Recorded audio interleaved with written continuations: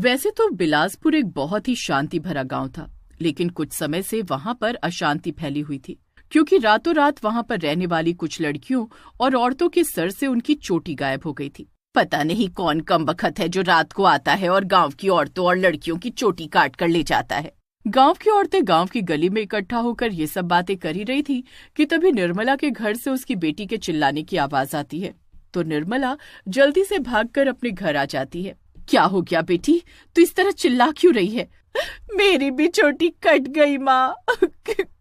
शालू अपनी कटी हुई चोटी को अपनी माँ के हाथ में देती है और शर्म के मारे घर से बाहर भी नहीं निकलती।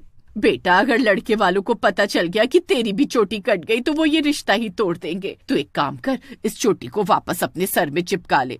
तुम क्या कुछ भी बोल रही हो माँ? भला ये कोई गुड़िया की चोटी थोड़ी नहीं जिसे मैं चिपका दूंगी।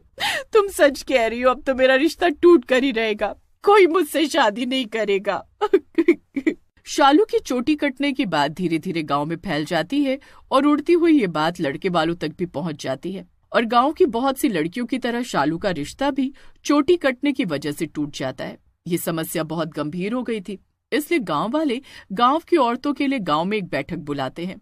देखिए, गांव में ये चोटी काटने के हादसे कुछ ज्यादा ही बढ़ गए हैं और ये हादसे ज्यादातर रात के समय ही होते हैं। इसलिए मैं गांव की सभी औरतों से निवेदन करता हूँ कि रात के समय बाहर ना निकले। अरे लेकिन मुखिया जी, मेरी बेटी तो पूरी रात घर पर ही थी। घर पर रहते रहते उसकी चोटी कट गई। हमारा तो घर अंदर से बंद था, तो ये कैसे संभव है कि किसी ने हमारे घर में घुसकर मेरी बेटी की चोटी काट दी? बात तो तुम्हारी भी ठीक है। अब तो ये हमें पुलिस को बताना ही पड़ेगा। अब तो पुलिस ही इस केस को सुलझा सकती है। गांव वाले पुलिस को इस बात की खबर देते हैं तो पुलिस वाले अपने कुछ ऑफिसर्स को गांव की पेट्रोलिंग के लिए तैनात कर देते हैं। मुझे तो लगता है ये गांव वाले फालतू में हमारा टाइम बर्बाद कर रहे हैं। ये गांव की लड़कियों को बाल काटने की इजाजत देते नहीं होंगे, तो ये सब खुद ही अपने बाल काट रही हैं और ऐसे किसी पर इल्जाम लगा रही हैं। अरे लेकिन अगर ये अपनी मर्जी से अपने बाल काटती तो पूरे के पूरे बाल थोड़ी ना काट लेती। देखो तो गाँव की आधे से ज्यादा लड़कियां लगभग गंजी हो चुकी है। रात को गाँव में पेट्रोलिंग करते करते लेडी पुलिस को नींद आने लगती है और वो वहाँ पर लगी कुर्सी पर बैठी बैठी सो जाती है। इन्हें क्या लगता है कि ये यहाँ पर ड्यूटी करेंगे तो इन गांव की औरतों और लड़कियों को मुझसे बचा लेंगे? जब तक मैं इस गांव की हर एक औरत की चोटी काट नहीं लूंगी तब तक मैं आराम से नहीं बैठूंगी, लेकिन उससे पहले मैं इनकी चोटी काटूंगी।